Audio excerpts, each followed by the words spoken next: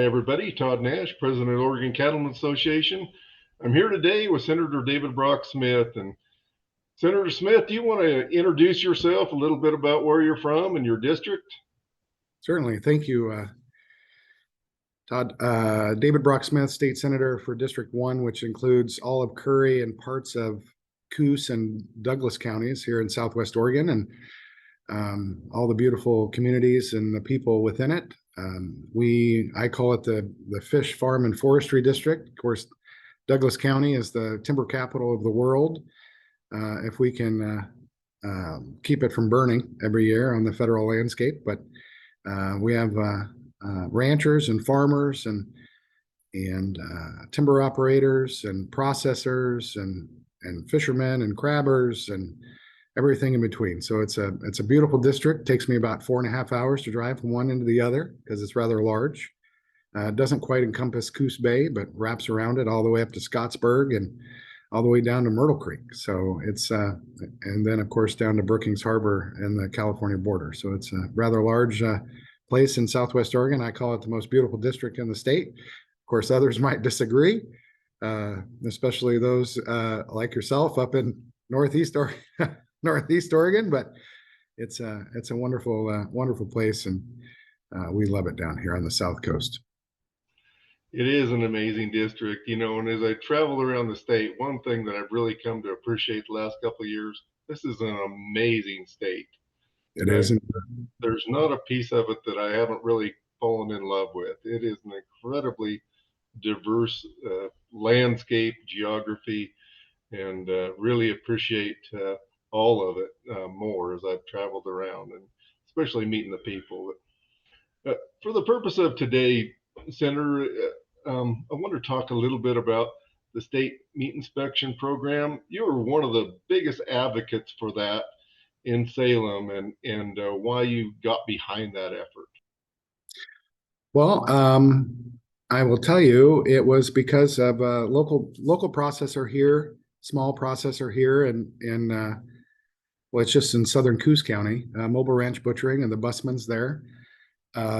They just have just a small processing facility and do some jerky and pepperoni sticks and so forth on the side, and we have some of the best lamb is grown just up the road for me. But yet when I go to the local grocery store, I can only get lamb from New Zealand, right? And a lot of folks don't have the opportunity or the freezer space or the resources to buy half a cattle or a whole lamb and have it processed.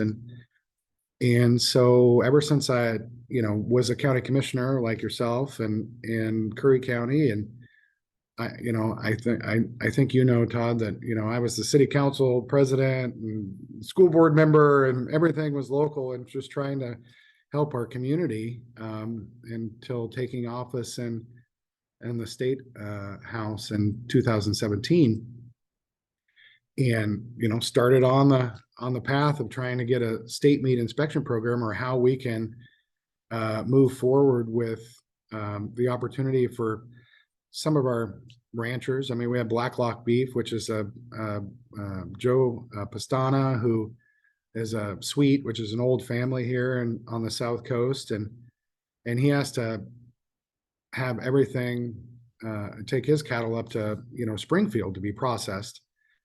And so I'd been trying to move this piece of legislation since 2017, but it was really the pandemic that really focused the light on the protein shortage, right? And the issues that it caused. So in the first special session of 2020, then Speaker Kotek and I had a number of conversations, and we were able to move the bill forward because of the exposure of the COVID pandemic and the lack of protein to people. And then we were able to get $2 million in grant funding for those processors. So my local processor up here got $300,000, so that these smaller processors are able to stand up to USDA standards. And then we were able to, with the help of Representative Owens and others get another $9 million in the last session for those grant programs to help those others stand up to those USDA standards. And we were able to allocate the 600,000 to the Oregon Department of Ag to do those inspections. So now we have the state meat inspection program back. We used to have it back in the 70s and it went away.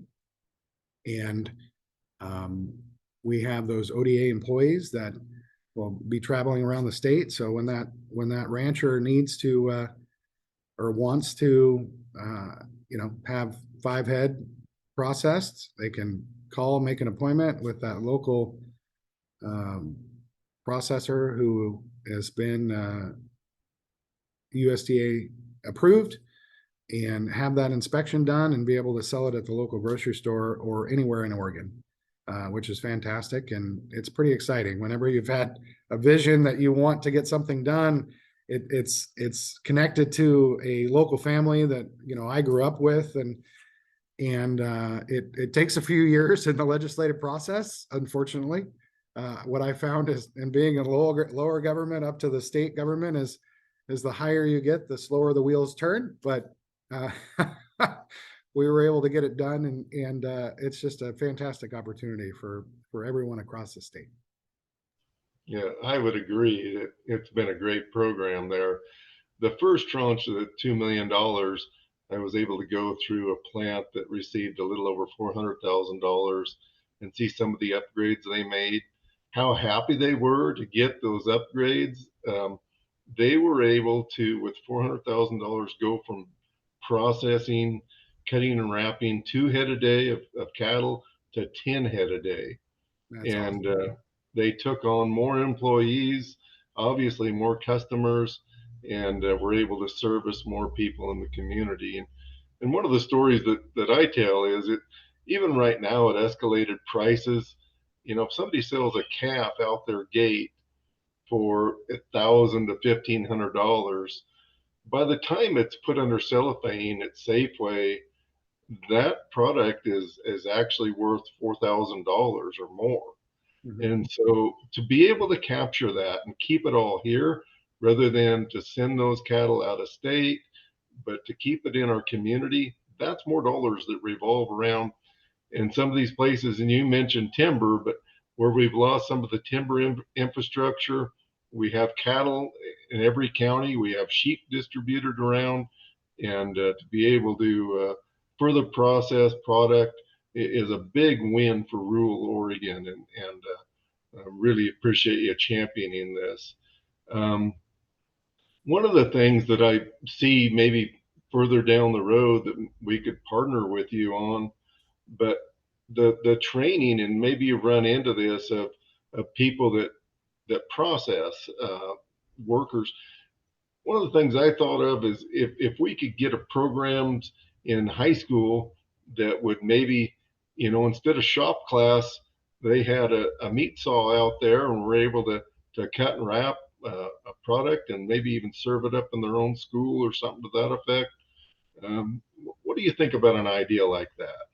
I love it. I think it's a fantastic idea. There's all kinds of opportunities that we can partner in to do that moving forward. I think, well, with this state meat inspection program, it also allows the opportunity to have that local rancher or the school district to be able to either purchase at cost or donations to the district for the individuals. You can actually probably even make it part of a home ec uh, coursework out there. There's Gear Up grants and others for the local school districts that we could expand those opportunities for this type of training. I think it's a fantastic idea. Yeah. And then Blue Mountain Community College, they have a program out there right now that they've been highly successful at. And then there's the Meat Lab at Oregon State University, and all of those have been pretty successful thus far.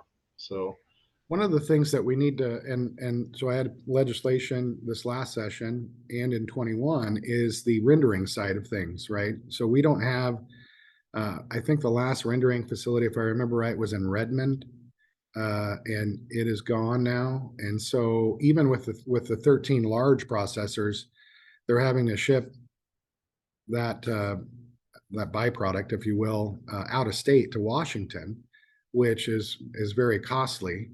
And so I've still tried to draft and legislation to try to help stand up either a larger rendering facility or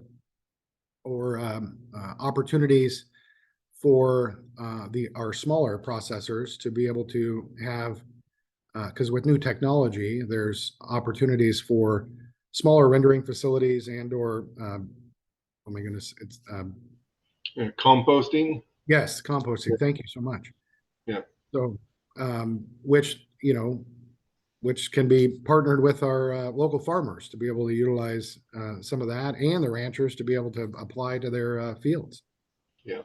I agree. I think that's a positive thing to do with that product is to compost it if we don't have facilities, and transportation is going to be huge in some of these isolated areas to be able to get to a central location for further rendering. The hides have been another challenge too. Um, a lot of these guys that were doing the custom slaughter portion of it, um, they in the past were getting up to $80 a hide, and now they're not worth anything, and so that's been really troublesome. I know Lauren Henderson has looked into the possibility of getting a truck together and taking salted hides to Mexico is kind of the nearest place that we can take a bunch of them like that and have them further tanned. But it's just one of the breakdowns in economy that we don't have uh, a place for that. And then, it's put back on those guys that were doing the slaughtering. They have to up their rates because a product that they used to be able to sell that has now become a burden to them. Yep, Um, yeah. One other thing that um, I think is worth looking at is a lot of these dump sites in Oregon. Some of them do allow animal waste to be just disposed of, short of composting. Some of them don't, but I think those, if we could identify those areas that definitely need something like this, and I'm a big advocate of composting. I think we don't do enough of it, but I think that's another thing that we would need to look at. I agree. Yeah. Well, Senator, we've rambled on for a while. I want to give you an opportunity to talk about whatever you want to talk about to Oregon Cattlemen's members here. Oh, well, I appreciate it. I just appreciate you all. I appreciate um, the honor of your Rising Star Award for this year, Todd. I wish I could be in Pendleton. Is it Pendleton for your annual Yeah, for our meeting? convention. Yeah, yeah. Yeah, convention. Unfortunately, I have a prior engagement in Douglas County and Roseburg, but I look forward to seeing you this Friday at the Douglas County Cattlemen's annual dinner and banquet. I appreciate the fact that you're so engaged as the president this year and traveling around the state and going to all of these areas of the state. It's a great opportunity. I love to travel around the state in my position when I can, and it was great to see you in Pendleton the weekend before last, and fantastic event out there. And I just want to thank our cattlemen and women, and for all that they do. And we're behind you. It doesn't matter if you're in Wallala County or Curry County across Oregon. We appreciate all that you do, and the I know there's a bunch of issues that we fight on when it comes to areas, especially up in your neck of the woods and the wolves and other issues that I work with Representative Levy on, and it doesn't matter if I'm down here, I am engaged in those issues when it comes to predators and what's happening.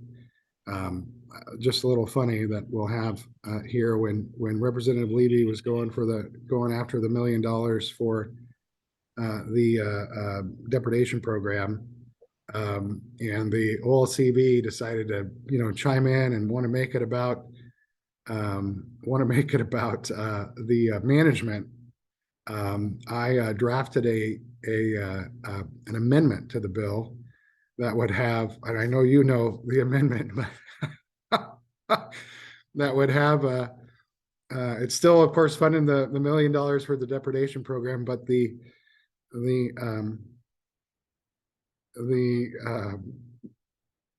before there was a dispatch of any problem animal or wolf, they had to work with OLCV to relocate that animal into a public space within Hood River, Multnomah, or Washington counties. And OLCV was in that amendment, and as soon as it was posted the to OLS, they pulled the bill off the schedule, and we funded it in other ways. So sometimes it's that type of three-dimensional chess or fun, if you will, in the legislative process that gets things done. But it's tiresome that our hardworking ranchers are not being partnered with these what I call environmental for-profit nonprofit organizations when they want to go to the store and get local protein themselves, and it's frustrating that we have to fight on these issues as we do, because I mean, as far as I'm concerned, they get to protect their private property, and those animals are their private property. So I appreciate the opportunity to be here with you, Todd, and appreciate all that you do and the cattlemen do. And I look forward to continuing our work together as the months and years come. Yeah. Well, really appreciate you getting on here today, Senator, and you have been one of our champions for a long time. And I look forward to seeing you Friday in Roseburg and striking up another conversation there. So, Sounds um, great. yeah. With that, we'll call it a wrap and have a good day. You do the same. Thank All you. right.